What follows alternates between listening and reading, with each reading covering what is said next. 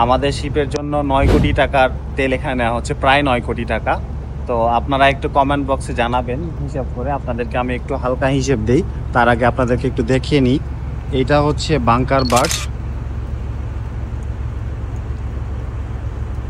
আমাদের শিপের সাথে along side আছে।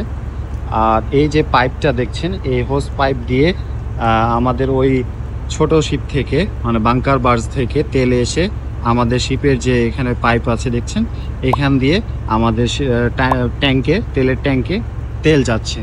তো আমি কেন বললাম যে আপনারা একটু কাইন্ডলি কমেন্ট বক্সে হিসাব করে জানায়েন।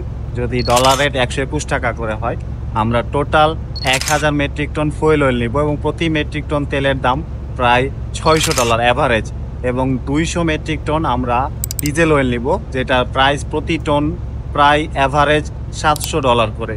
তো 121 টাকা করে হলে কত টাকা আসে আপনারা একটু কাইন্ডলি হিসাব করে আমাকে জানায়েন। আর ভিডিওটি দেখার জন্য ধন্যবাদ। আসসালামু আলাইকুম।